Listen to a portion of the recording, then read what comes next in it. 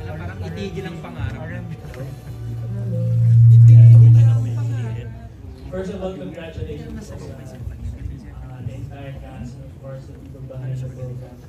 My question is for Zetan. Hi Zetan, magandang hapon. Of course, everybody knew you parang una bilang singer. Now, tuloy-tuloy yung parang mahal ka ng project sa acting. So, we wanted to know, ikaw ba ngayon ay maka-acting na or maka-music ka pa rin? Wow! Next question, ang hirap.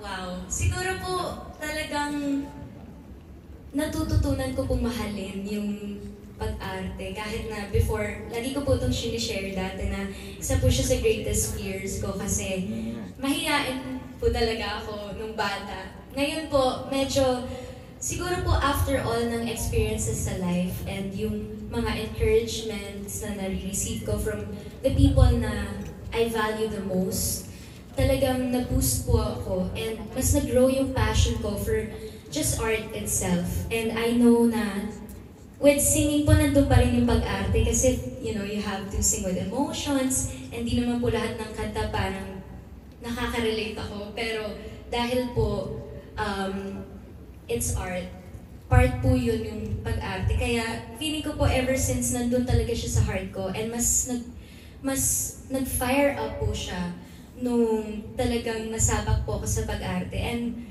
lahat po ng mga nakatrabaho ko ever since, meron po silang na-impart sa akin na kung bakit mas na papamahal po ako sa pag-arte. So, nandun pa rin po yung pagkanta. Mahal ko pa rin po yung pagkanta, pero ngayon, pareho na. Pwede ba yung magmahal pa? You can do both here in Maka. Yes! Opo, here in Maka actually po, makakakanta at makaka-arte. Pero how does it feel that you're given this role? Of course, it's a JMA Publicers program. How does it feel that you're given this project? Thank you, Lord. Talaga po. Kasi, wow. There's so much trust po. Hindi lang sa akin, but sa mga co-actors ko po, lalong-lalo na considering na mga bata pa po kami and ako po, bagong-bago sa pag-arte. Yung napakalaking tiwala po na naibigay.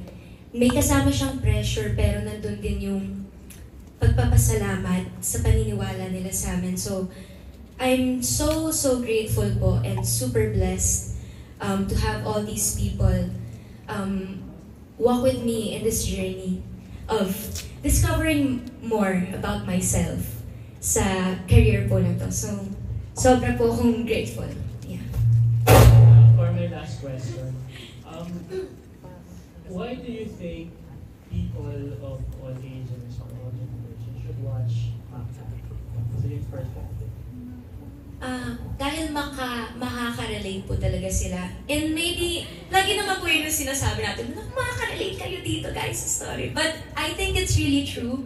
Kasi kami po mismong mga gumaganap dun sa mga characters namin. Kahit kami po, we found similarities, so many similarities po with our characters. So I believe na it only proves na totoo yung storya na ibabahagi namin, which is talaga na-experience ng mga tao. And especially po nowadays na hindi siya yung, siguro mas nandun po kami, we want to push ourselves to relate to people talaga po. So talagang totoo, makaka-relate kayo.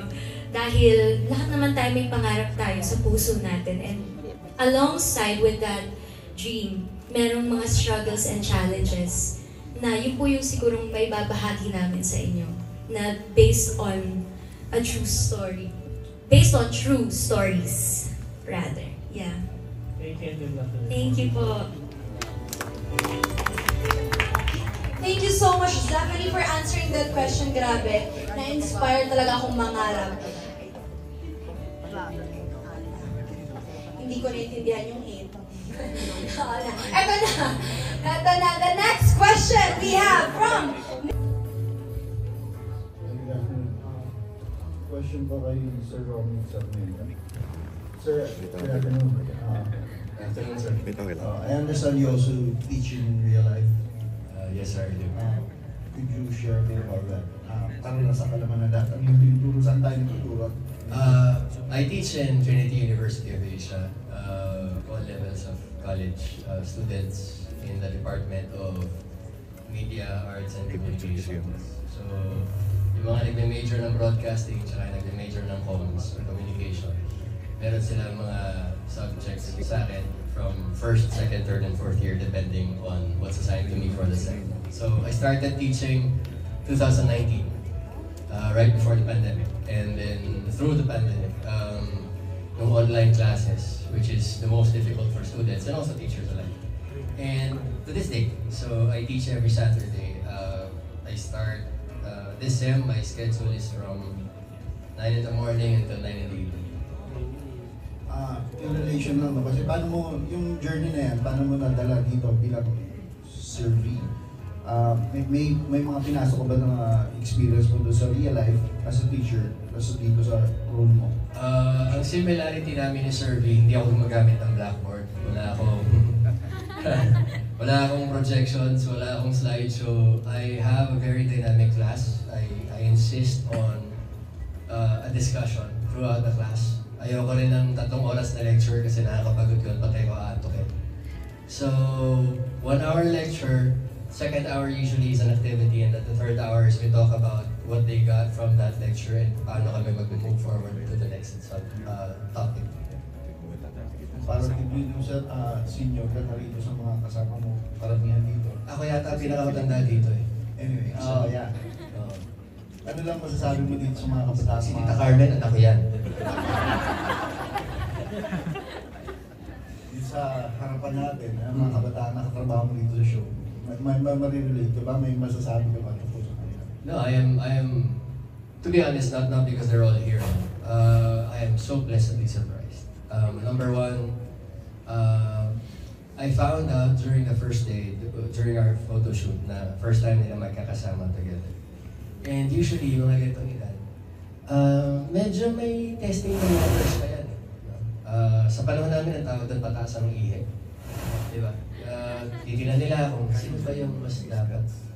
Alpha, beta. Ewan ko kung ano yung mga pinagsasabi ng mga tao yan. But I was so pleasantly surprised to see all of them getting along well. I see all of them supporting each other on the set. They're very close together. They're serious with their work. And because of that alone, taas ang respeto ko sa kanila. I look forward to going on set every time because I know I'm working with kids who have put their heart and their efforts in the right place. That's all from me. Salamat, sir. So much to learn from